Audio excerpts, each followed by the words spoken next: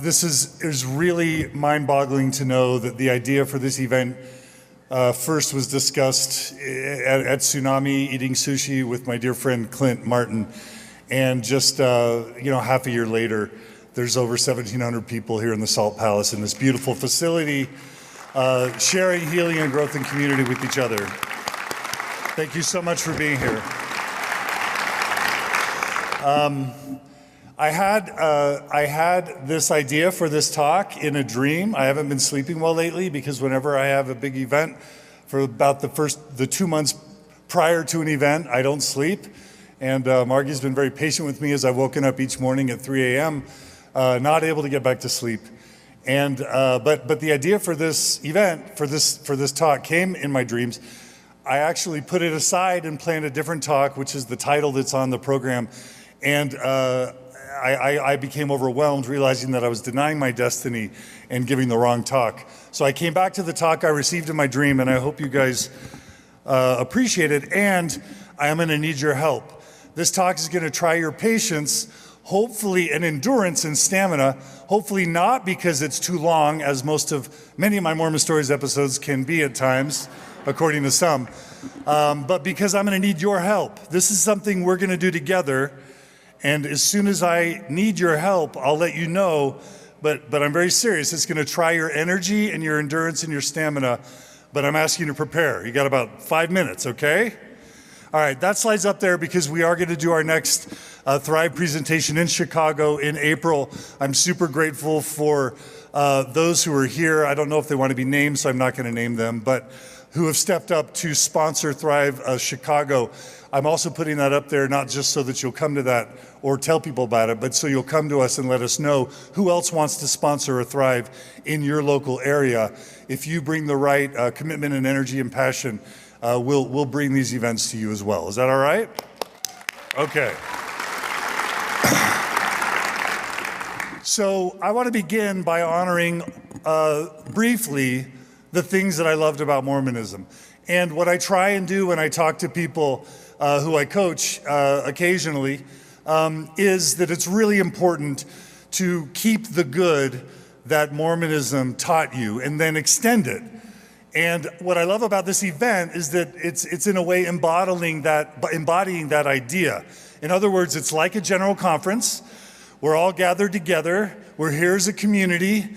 We have this beautiful music that's been provided by Chelsea and by Mindy. We're singing together, we're united, we're having talks, and there's so many good things about it.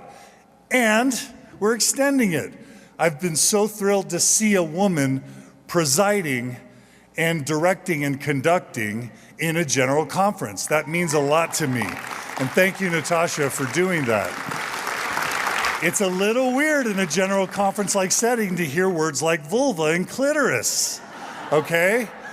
But we're modeling a new level of health and well-being that sometimes involves incredible vulnerability. And my favorite parts of all the talks I've heard so far have been when our speakers have been willing to be vulnerable and to share not just how awesome they are, but how broken they are.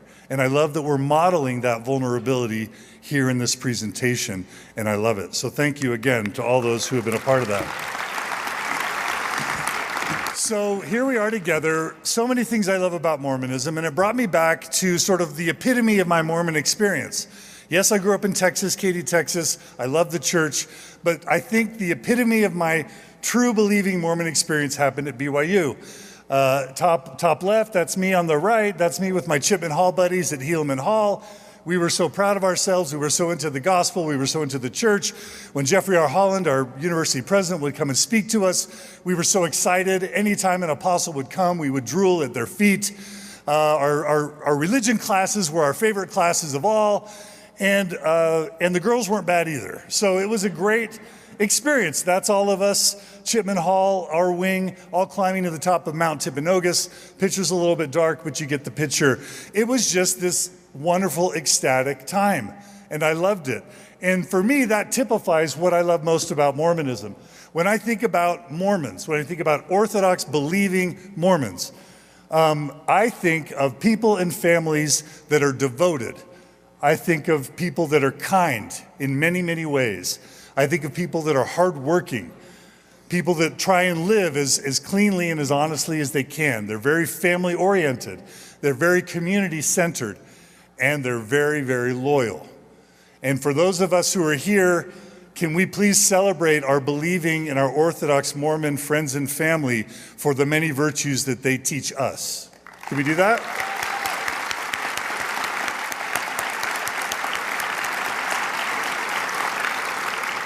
Also, back in the day when I was at BYU, things weren't all hunky-dory.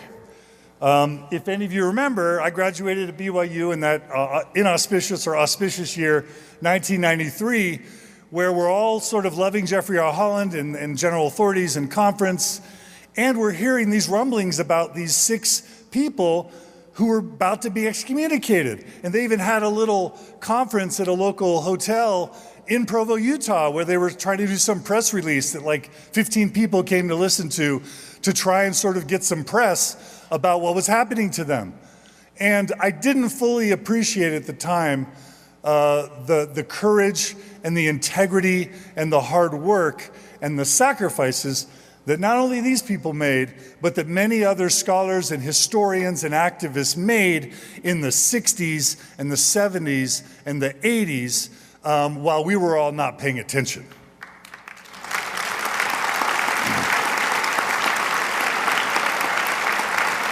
And there's many more that deserve to be on that slide, but that's the most convenient slide I could put together. So, let's talk about what it was also like back in the day, aside from the wonderful things that we all experienced or that many of us experienced as Mormonism. Back in the day, factual information about Mormonism was very hard to find. We didn't have the internet, we didn't have Facebook, we didn't have any of the digital amenities that we have now today. We did have the book called No Man Knows My History. We did have a magazine called Sunstone and Dialogue. Most of us had never heard of any of those things. And if we had, we were severely warned to stay away from them. They were dangerous, they were bad, they were dirty. And so we did, most of us, stay away from those things. And so we never really learned about our own faith, about our own tradition. And most of us were sort of oblivious. Now, that's not all of us, but many of us. Back in the day, activists rarely tried to change the church because it was too hard to garner support. Yes, there would be protests. Yes, there would be people trying to make a difference. But there wasn't an easy way to get community together, to get support, to get the media involved, and to make a significant difference in the world. And if, by chance, one of our fellow Mormon colleagues decided that they wanted to try and change the church, it didn't go well. And their efforts were largely squelched. So you didn't get a lot of Mormon activism back in the day. Back in the day, Mormons were afraid to talk about their doubts and their disbelief. And it was basically social suicide to do so. Now guess what? There's still a lot of that going on right now. But 30 or 40 years ago, believe it or not, it was actually worse. So if you had doubts, if you had problems, if you had insecurities or weaknesses or fears or inadequacies, you kept that to yourself or you got in big trouble. And that's the way it was back in the day. Back in the day, Mormons who left the church just disappeared and were forgotten. I remember the first time John Hamer told me his story about going to BYU as a gay man. And he went to BYU and he graduated, and as soon as he was done, he left. And as far as he probably thought, he was never going to be coming back around here, right?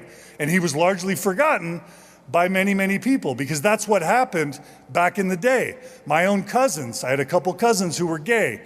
We weren't very affirming of that back then. So what did they do? They moved to Boston, and they stopped coming to family reunions, and they just disappeared, because that's what people did when they weren't part of the program.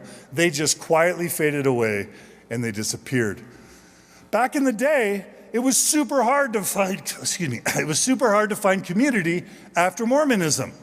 Ex-Mormons largely lived alone or in the shadows. They would leave Utah, they would separate, they would scatter, and there was really not much of an opportunity for them to coalesce, to get together, to support each other, to connect, to buoy each other up. There were a couple things like the Ex-Mormon Foundation, which was an important institution while it was around, but it was largely marginal and small. and relegated to the sidelines. Back in the day, people who lost their faith or left Mormonism were labeled as lost and angry and bitter and dark and negative and fallen and broken. Maybe we're still thought of in some way. Are we still there? Is that what you're saying? We're still kind of there? Okay, maybe we're still kind of there. And that's why we're here today. And we'll get more back to that in a second. Back in the day, there was a heavy emphasis within post-Mormon communities on deconstructing Mormonism and criticizing the Mormon church, which I will say I have been guilty of. I have done a whole lot of that, and it's both understandable and necessary to engage in that anger and that deconstruction as a way to process what happened to you, as a way to learn from it, as a way to make sense of it, and as a way to make sure that you never get fooled again. And so it is a very important part of our process. And we shouldn't be ashamed of that. We shouldn't feel shame and guilt about that. That's just what it's like to feel utterly betrayed and disappointed and disillusioned and to have your entire world cave from under you when your worldview collapses.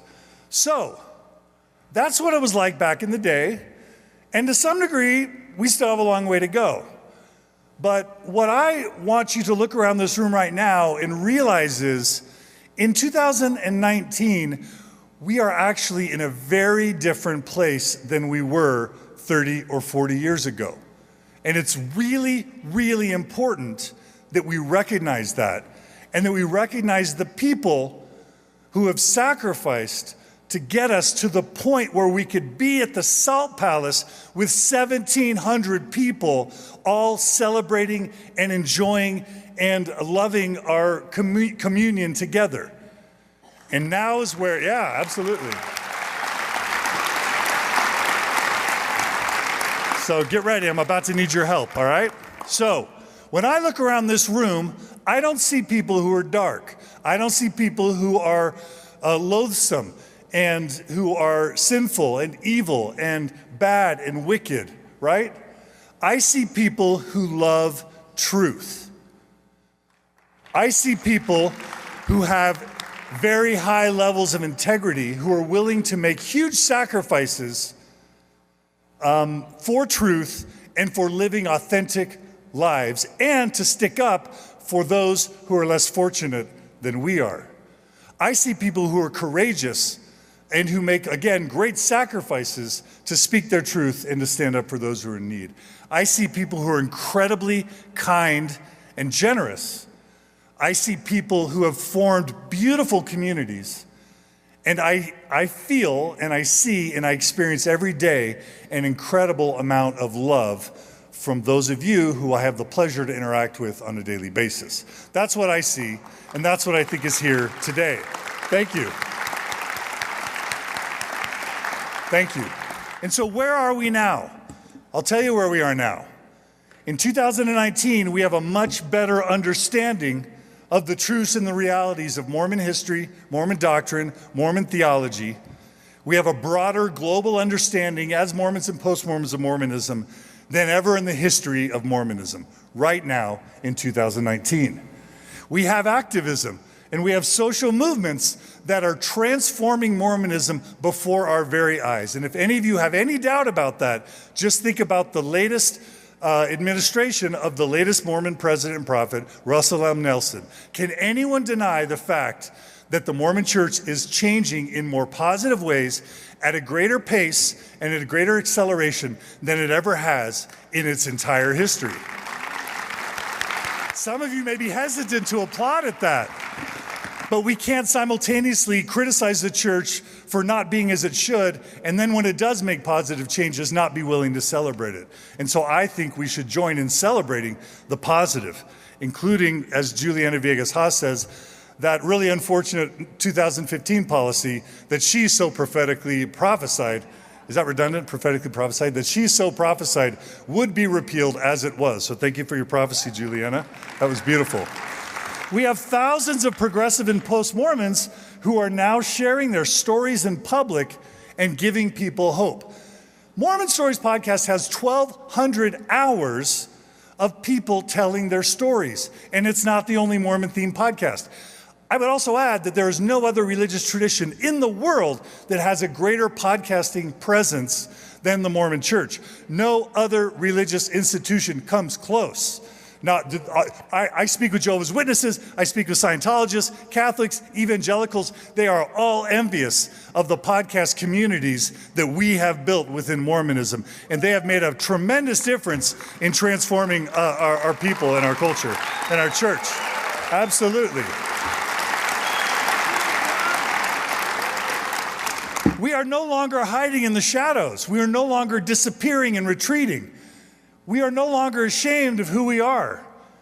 And we're not disappearing from the culture that is around us. We are blending in, we are standing tall, and we're standing strong. And with fellow believers, together, we are pioneering and modeling ways to live in harmony so that non-believers and believers can get along, can become friends. I was so delighted to see David, what's his name? The Bridges book. David Osler's book. Is that not an amazing book? And all it is a book that basically says believers and non-believers need to love each other and get along and put family first over anything else. And I'm so thrilled that our speakers tonight have been sharing that theme over and over and over again. People, family, and love before religious beliefs or secular beliefs. We are modeling how mixed faith marriages and mixed faith families can actually heal and grow. We're doing better than we ever have at bringing people together. Our countenances have not fallen. We are not dark and fallen. You are not alone. We are standing together in the light. And we are thriving.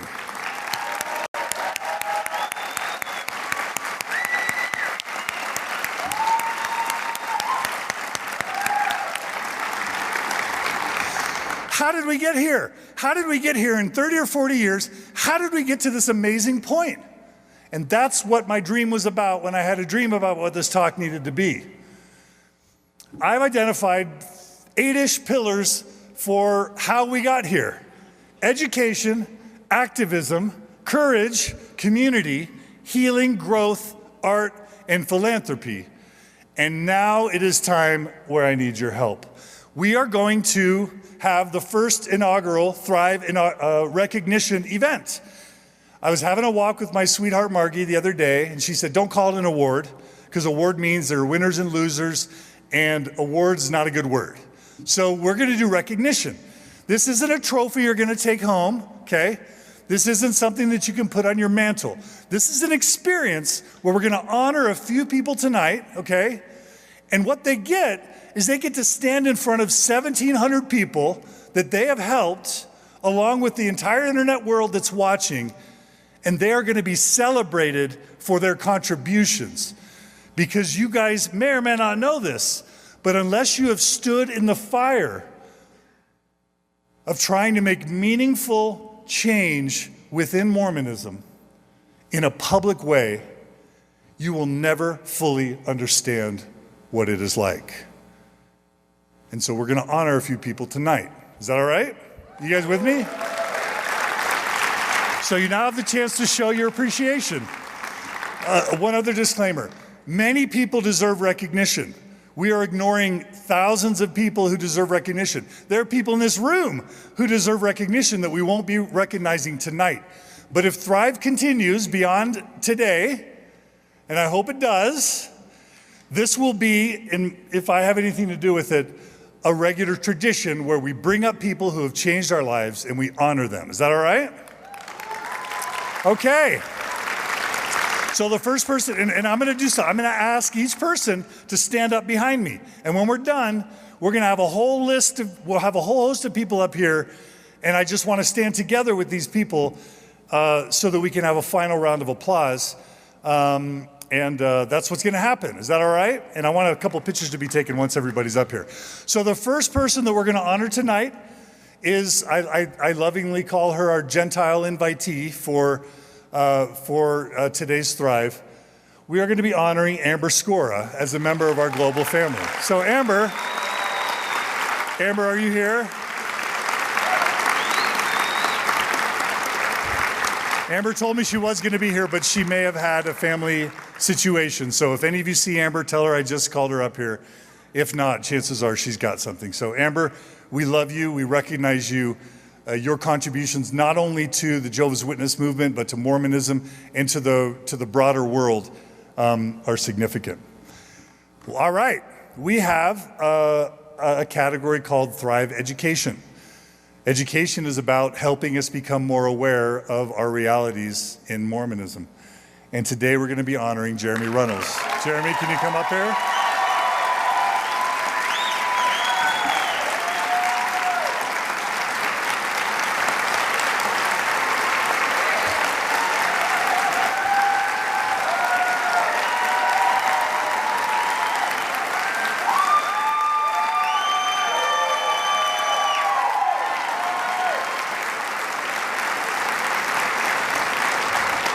I hope you don't get too tired waiting for other people to come up. Stay right there, okay? The next award is for activism. This person deserves to be in about 6 categories, and this is probably the category that she least would want to be placed in, but I'll explain why. The person that I'm going to honor is Stephanie Sorensen Larson and the people of Encircle. Now, yeah.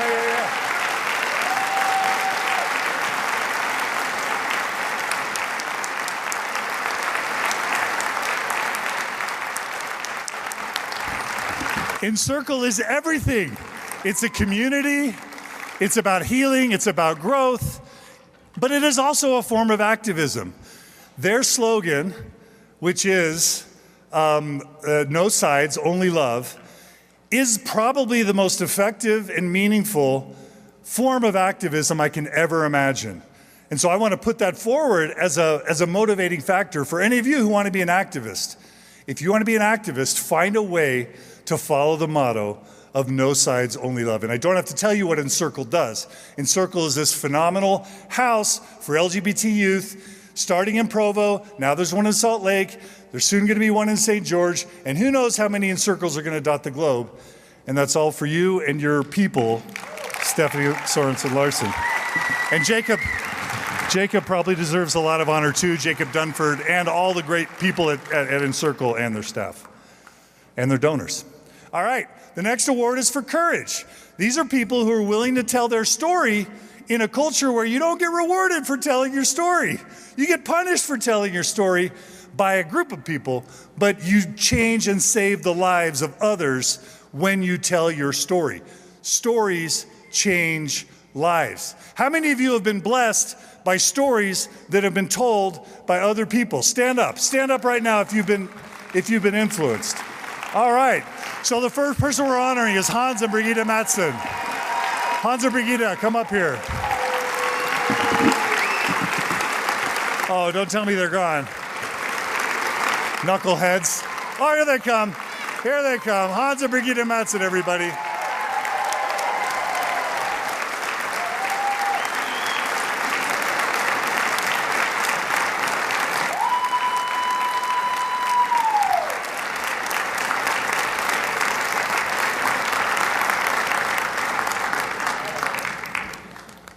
I do not have to tell you that Hans was an area authority from Sweden.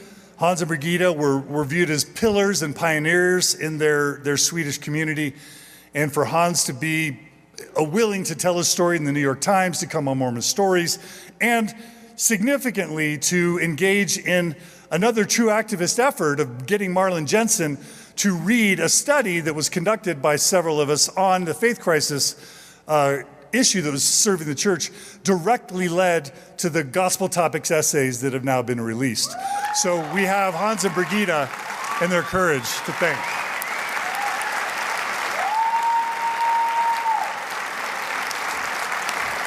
And as I've learned from my dear wife, Margie, the spouse of an activist is every bit a part of the effort. So Brigitte, we love you too.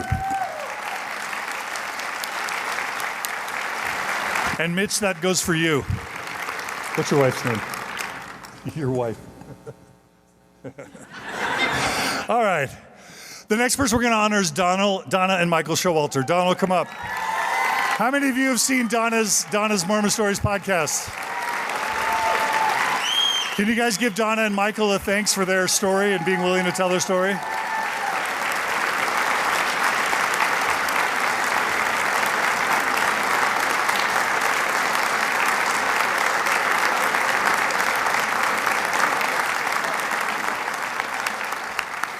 It is not easy to have a public faith crisis in Utah. It's even harder to do it in Provo when you've been Relief Society president and in state callings in Provo while you're an employee of BYU, by the way.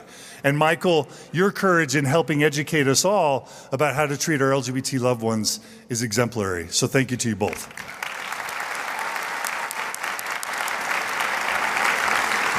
All right. The next award is Community. We have way too many people that we're honoring tonight, but we're going to do it anyway. The first is Steve and Chris Holbrook. Steve and Chris and ALISON UDALL. Come on up, everybody.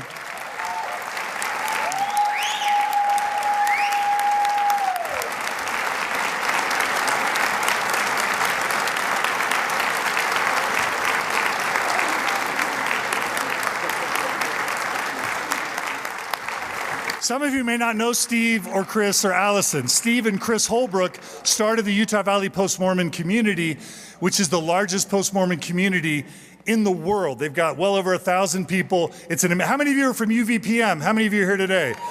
Yeah, let's have a shout out, absolutely.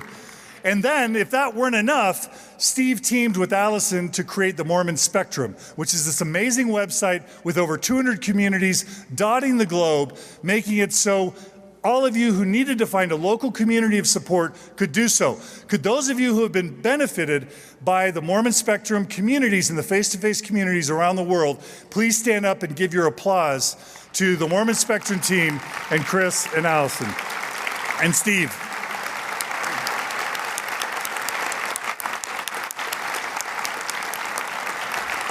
Aren't these awesome people? Oh, look at these people. Sean and Crystal Escobar for Mormon Enlightenment Community. Come on up, Sean and Crystal.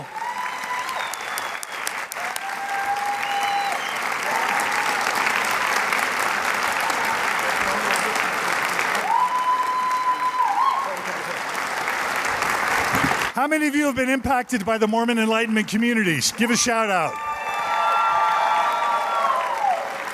I've never seen a vibrant community that's so large been created in such a short amount of time. And Sean and Crystal, you guys have been heroic in your efforts to build community. There's so much passion and excitement. You're reaching a generation that us old fogies aren't able to reach. I'm not saying, you know, anything other than just it's great to have a younger soldiers kind of in this holy experience of bringing love, soldiers of love, and you guys are doing it. So thank you so much.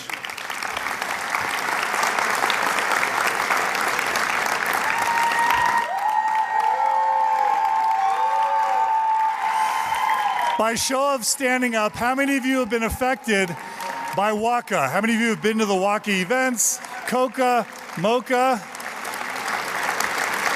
I give to you Kim Turner and the wonderful women of WACA.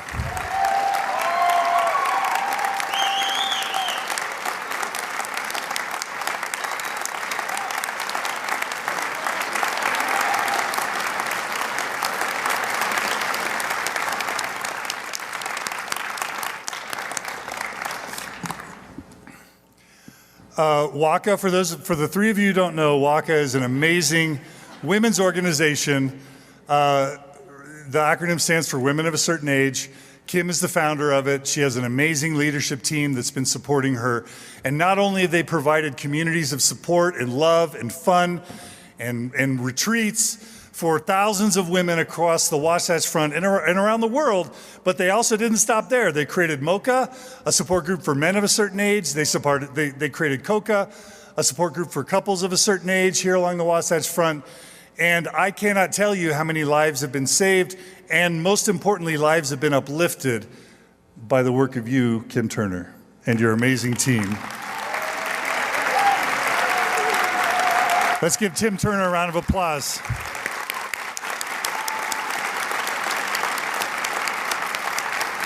And Terry, you're pretty freaking awesome yourself because, again, behind every good woman is a good man, right? It's time to say that for a change. I guess not always behind every good woman is a good man. There are lots of good women that stand on their own. But Terry, you've been amazing, and I've seen how much you've sacrificed. Did I say that wrong? I'm sorry. We need lots of forgiveness here. All right, the next award is for healing. Thrive is about healing and growth, and we need more healers in this community. I love, being a coach. I'm glad I got my degree in psychology. I literally cannot help all the people that need help. There's just no way. And so we need healers. And I cannot think of a person who represents healing within Mormonism more than Natasha Helfer Parker.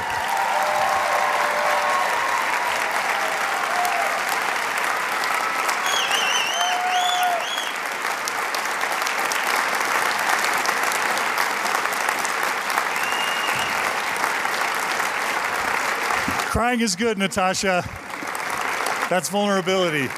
Whether it's Mormon Sex Info, Mormon Mental Health, Gift of the Mormon Faith Crisis podcast, the 2 books that she's selling out there, and her work as a therapist, sex therapist, and as a couples therapist to so many people. And Natasha, just being a dear friend and a loyal supporter, I love you. You're a treasure to us all, as are every single person up here and the many that we're not honoring tonight. The next people we're going to honor are KATTIE and ALLAN Mount.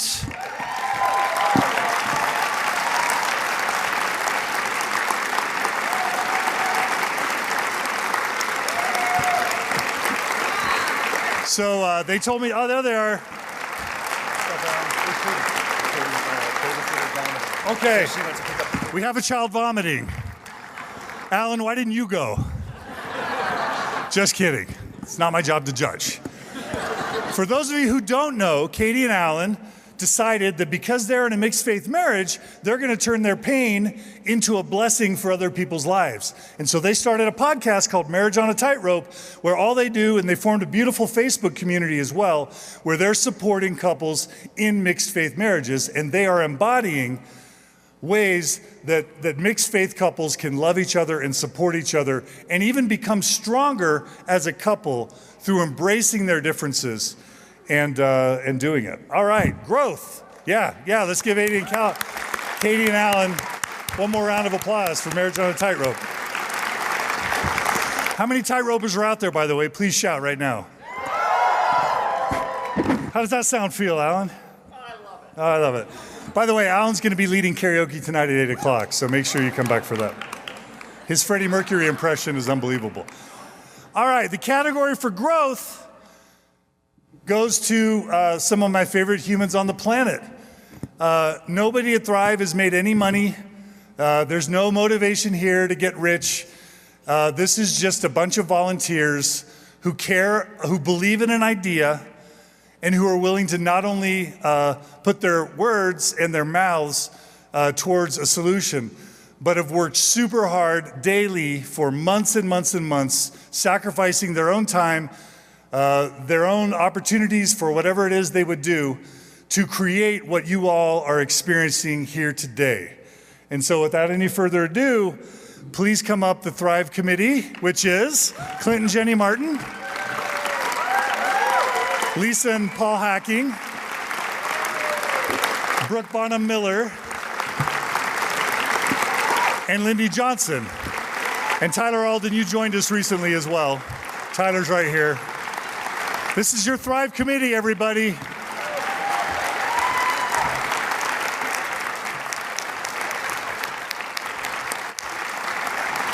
All right, you guys are bringing it. Keep the energy up. We're almost done. Am I over my 20 minutes? I had to create a category for art. One of the most inspiring books I've ever read was a book called My Name is Asher Lev. And it's a book about how an artist, a painter in the Jewish faith, made a difference within his community through his art. And tonight, I could not be more thrilled to honor the lovely, the talented, and most of all, the courageous person I'm about to say their name. But before I do, I just want to say this. Can you imagine how hard it is to be an artist and to make a living off of it and to build a community? Okay, add that to, can you imagine how hard it would be to bring your whole audience with you in one direction, and then to decide that for whatever reasons of courage or conviction, you need to pivot and move in a different direction, realizing that you're risking your entire audience for your art after you've built up an audience for however many years or decades you did so. And so tonight we are going to honor the wonderful Mindy GLEDHILL for her contributions and for her album, Rabbit Hole.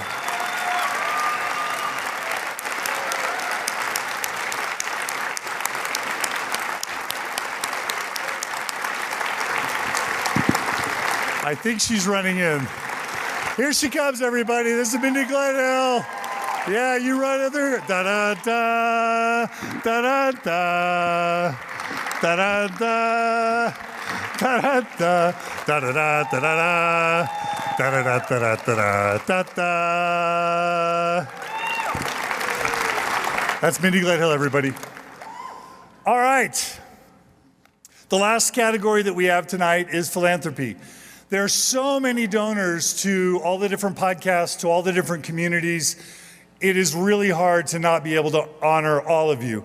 But because I get to, do this inaugural awards ceremony, I'm in honor to people that have meant particularly a lot to me. They're not only wonderful supporters of worthy causes within Utah, but they're dear friends. These people they have not only supported Mormon Stories podcast, they have also hosted a large percentage of the retreats and the workshops that we've done in Utah in their personal home. But wait, there's more. They've supported Sunstone. They've also supported the Holding Out Help House, which is a halfway house or a refugee house for exiles from the FLDS community. And they were the original supporters of Encircle, and they were the ones who made it possible for Encircle to buy that first house in Provo, Utah. These are dear friends. I love them. I love their entire family. And I present to you Holly Alden and Rick Alden.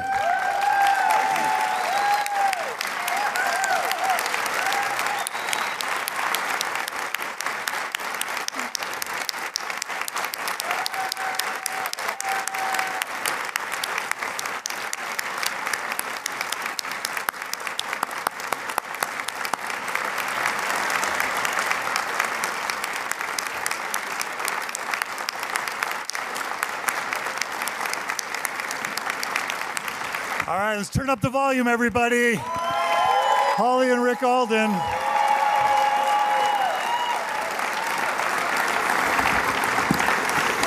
And for those, there are others in this audience who have also been contributors to so many worthy causes. I hope that you will accept this award in proxy. A lot of people who give actually don't want to be named for whatever reason in their contributions. Or they just like to give anonymously and out of the goodness of their heart. So for all that, but most importantly, tonight, Rick and Holly, we love you, we honor you. There's so many good things that would not have happened in this community without your support. And I'm sure you've supported a lot more than I've mentioned here tonight. So one final round of applause for Holly and Rick. All right, let's get a picture. Can we get a couple pictures? Can we get some pictures, just really quick?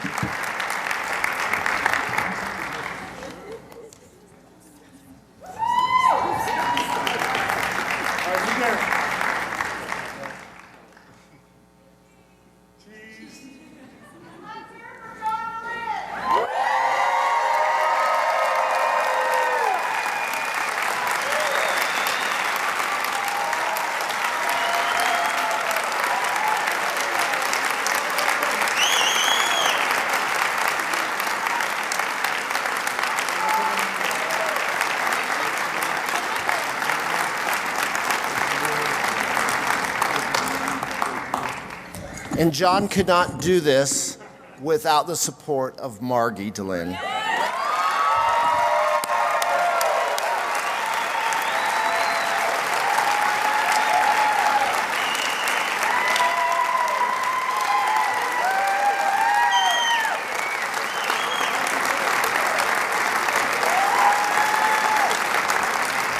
Why are you guys still standing? All right, you guys can sit down if you want, or you can stay, whatever you want to do. Thanks, everybody. And thanks, Paul. Paul just said something nice. Is that right? Thank you, Paul. That was super nice. Okay. What? Oh, was it Margie? Margie, let's stand up, Margie. Everyone give Margie a round of applause.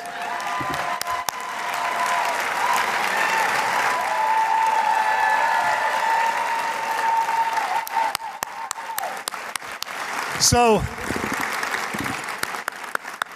I actually told Margie I was going to put her in the category, and she didn't want to be put in the category. So, but I did reserve the right to honor her on another date. So, sweetie, I love you. Clara, thanks for being here. Joel, my brother, my mom, Nan, my dad, Dave, other family members that couldn't be with us today. I couldn't do this without your support.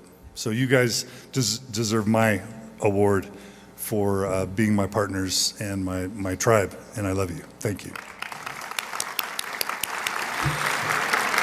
Okay, I'm over my time, so I'm just going to end with this. As you're going through your faith crisis, process whatever you need to process.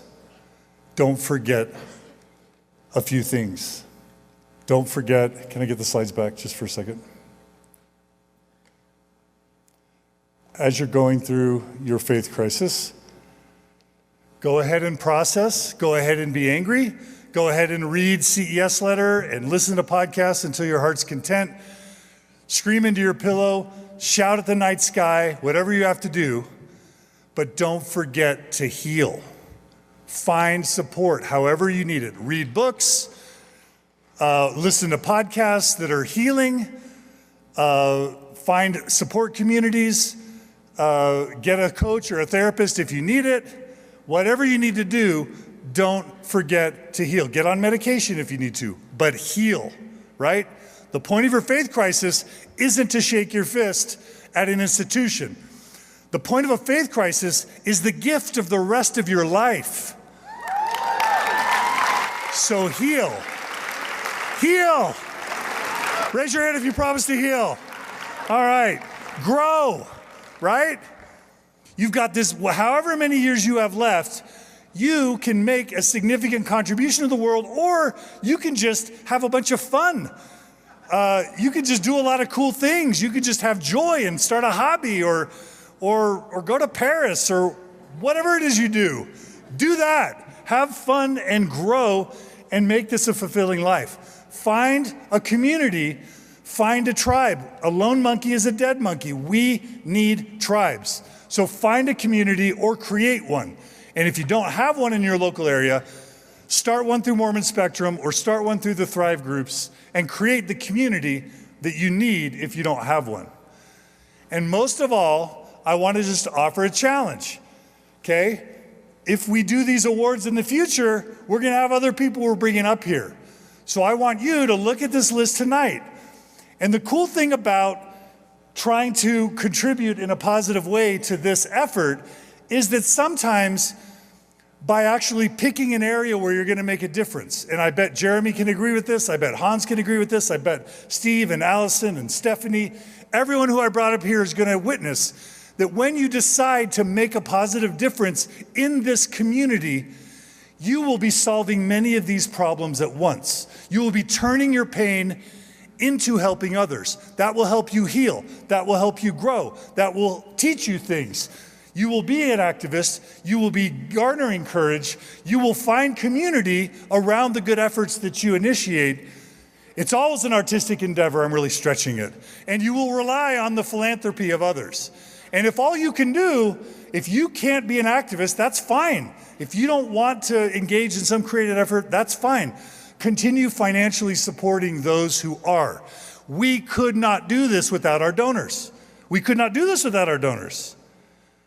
So please, we're not asking for 10%, but consider 1% of your income, okay, to worthy causes. Any of the worthy causes out there, you can help make a difference.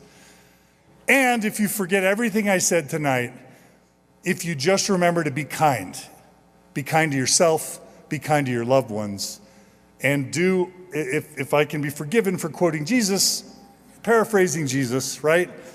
love everyone. Love yourself and love everyone. And if that's all you remember, you'll have the best faith and the best religion of all. So thrive, everybody. Thank you so much.